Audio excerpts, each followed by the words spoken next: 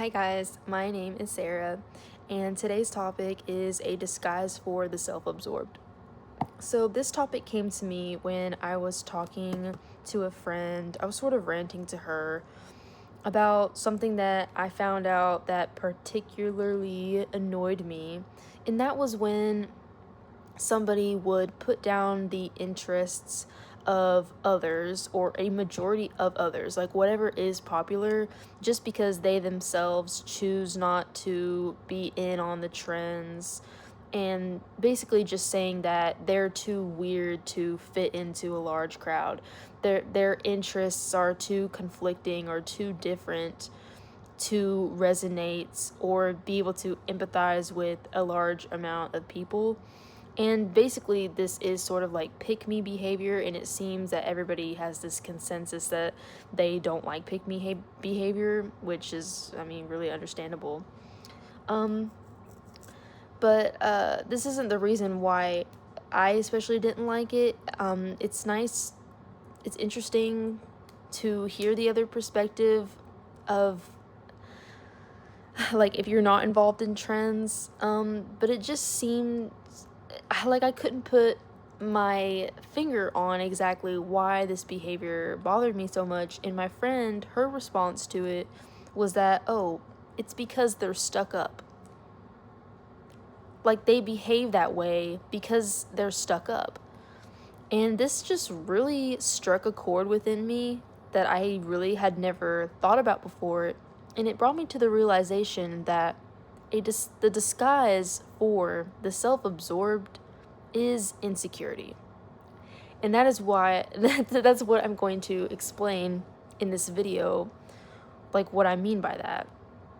So a disguise being insecurity. So it's that, oh, I'm not self-absorbed, I'm insecure.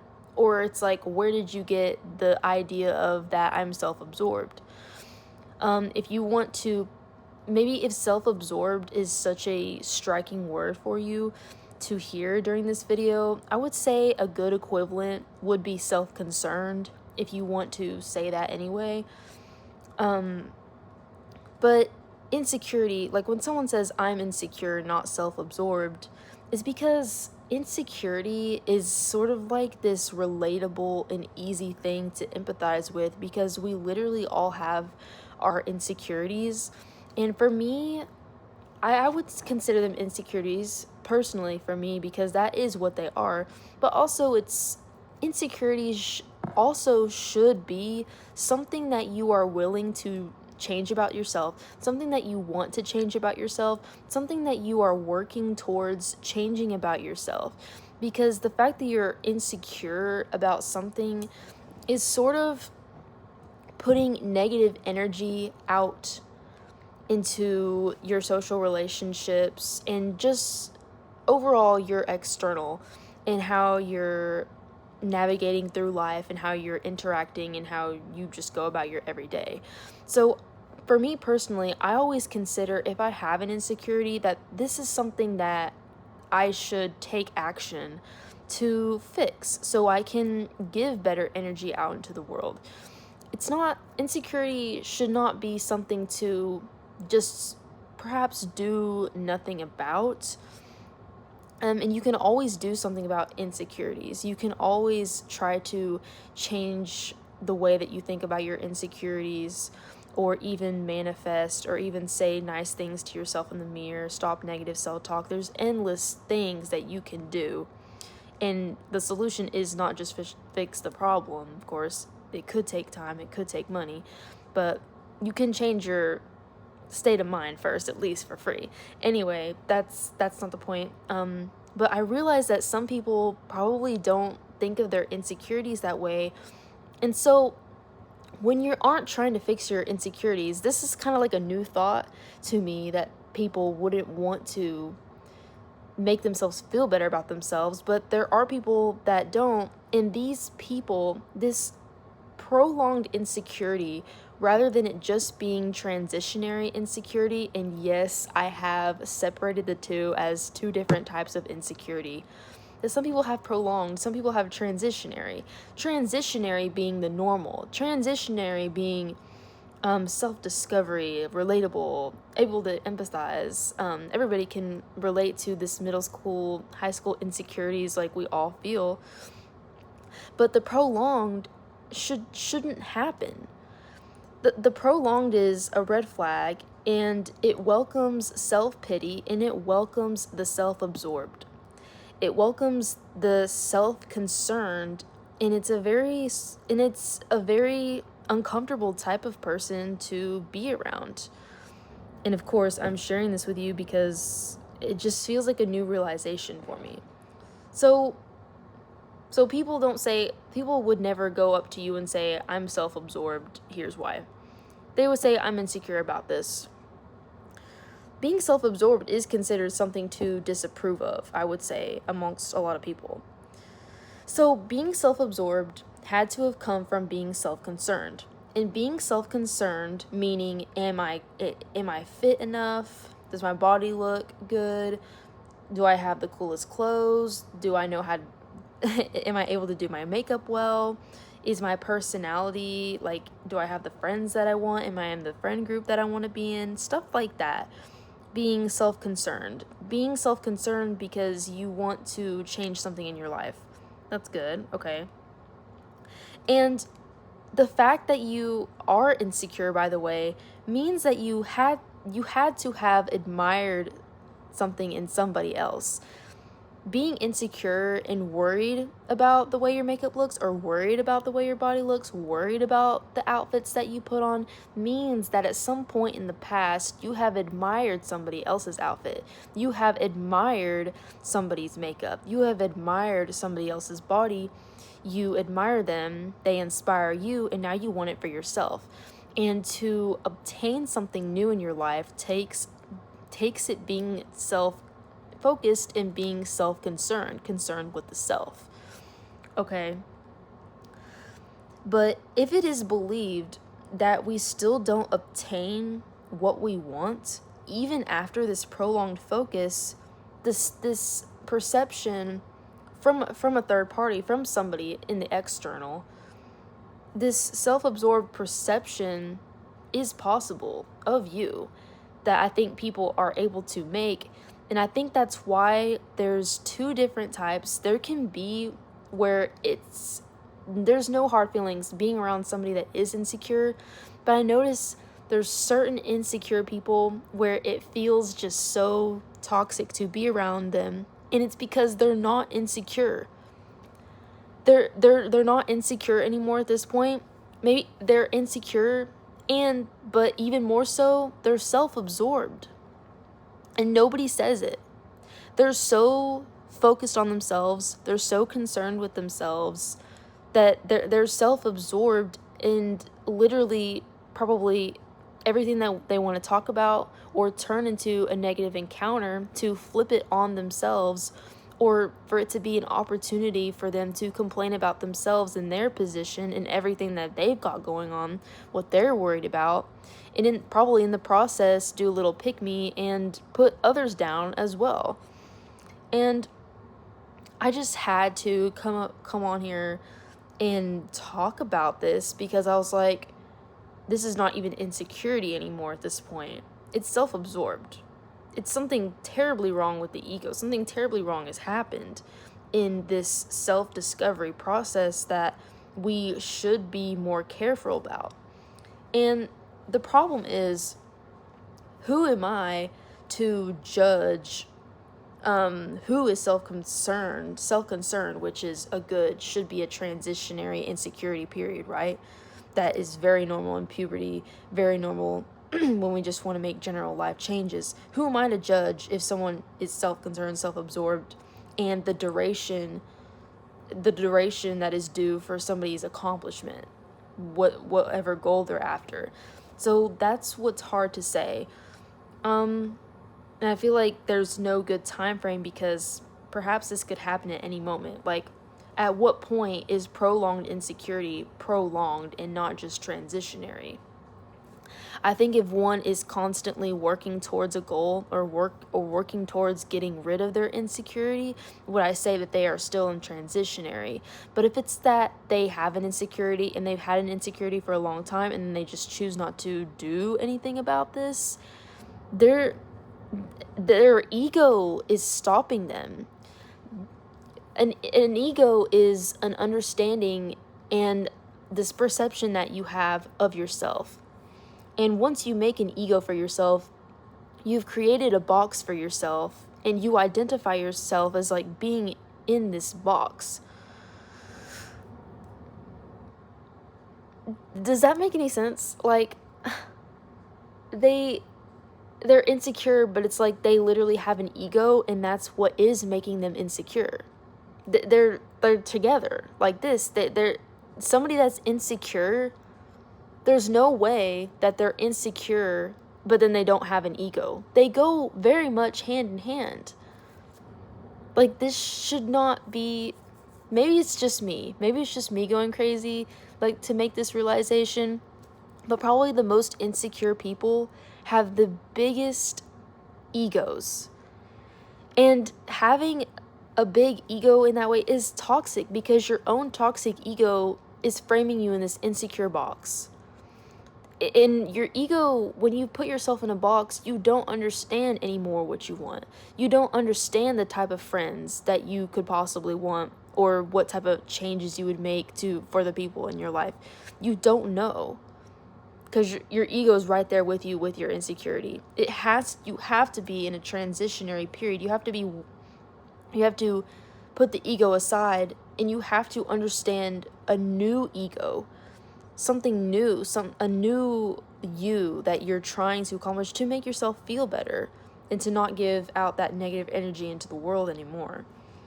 Like, am I the only one, like these things that go hand in hand? I've been on a tangent for sure with this stuff that goes hand in hand, but still, you have to be careful. Perhaps you're not just insecure, but you're like self-absorbed and you have a huge ego. Yeah. Let me see even where I was. So, yeah.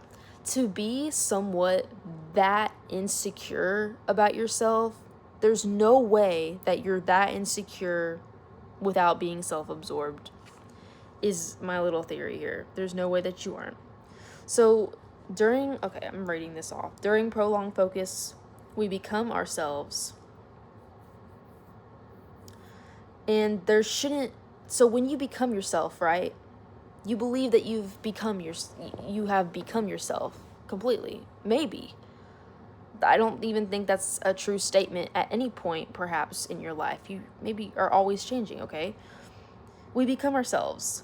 So when you've become yourself, why would you have anger or dislike towards others that you aren't grouped with?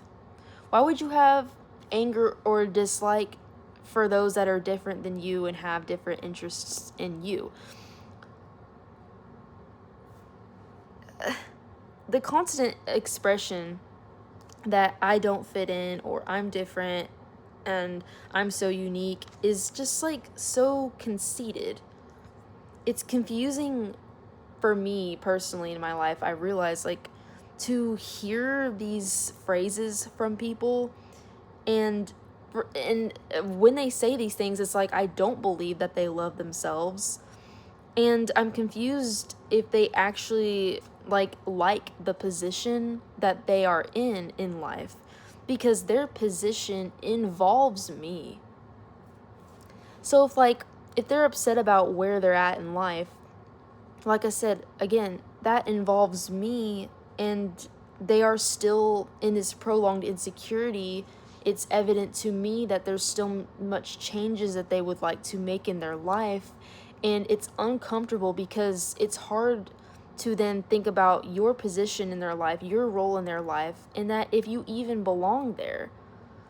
You see what I'm kind of like saying? It almost makes you wonder if when somebody does put down somebody else that they are not fit, they don't fit in with this group of people or whatever, it just makes you wonder perhaps that's actually the group that they would like to be a part of.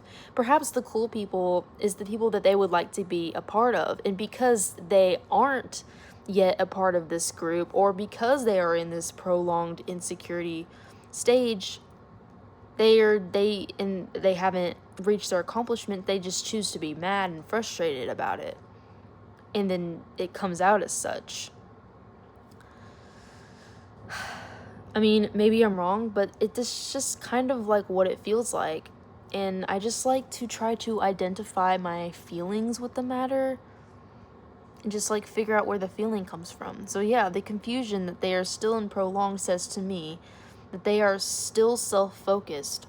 So with somebody that's in a prolonged insecurity phase, like a healthy relationship with this person literally wouldn't be possible at the end of it. Like, the people that are insecure are always going to consider themselves first. An insecure person is insecure because they're thinking about themselves. Like, how does that not make you uncomfortable if you're trying to have a deep, genuine connection with this person? The people that are confident are going to have the mental space and the emotional space to consider you, if not first. Or I think that, no, okay, forget that. Like, they consider them both themselves and you, a confident person. But an insecure person is just thinking about themselves all the time. And it's like, it's like, oh, I'm insecure, I'm bad at this sport, everybody's so much better than me. And it's just like normalized for us to empathize with this sort of behavior. But then at the root of it all, like, this person is like thinking about themselves so much. Like, oh my God, there's no way you're that insecure and not self-absorbed at the same time. Do you realize that? To be as insecure as you are, it's linear with how self-absorbed or self-concerned you are. Every one of us has to be self-concerned when we are going through self-discovery and we're trying to be a better person, and that could mean a better person in many different ways, whatever goal we're trying to accomplish, right? But I guess I'm making this video because everybody should just be so much more aware of how they're coming across to other people and how possibly your insecurity sounds to other people. Yeah. And this is a weird conclusion to make, but another kind of personal thought, very niche too. I finished watching Solo Leveling not long ago, and I really liked it, but the first episode, was it the first and second episode, I guess? I don't know if it was just the first, I don't really know. Maybe the first or second, I think. But yeah, in the beginning, I did not like the main character because I was like, wow, every other phrase or every other like dialogue he has with another character is him putting himself down and saying like how horrible of a fighter he is, how weak of a fighter he is. And it's almost like he never asked the other characters about how they were, or just general conversational questions. It was always just like go back to him and his insecurities. And I was like, wow, this is like actually a reality though. Like with some people, like talking to them, they just like bring up me and everything that they're just so self-concerned about. And it's like, actually, wow, like this is not something for me to empathize with. You're self-absorbed. You think about yourself so much. And that's why I didn't like the main character at first, because I was like, he's just self-absorbed. And that's bad. It's not something cute. I don't want that to be relatable. Like, if I am insecure about something, I want somebody to see me working towards making myself feel better about whatever I'm insecure about. That's it. For them to notice that I'm putting in the effort to change. not just talk about it and mess up all my relationships by saying, pity me, please pity me. Yeah, this was definitely a rant video. Let me know if you've ever felt this sort of uncomfortableness around a person in your life, and if you've ever felt annoyed by somebody being insecure. This is probably why. It's that person's complete responsibility to being transitional with their insecurity and not have it prolonged. Like, prolonged insecurity is not anyone else's fault but their own.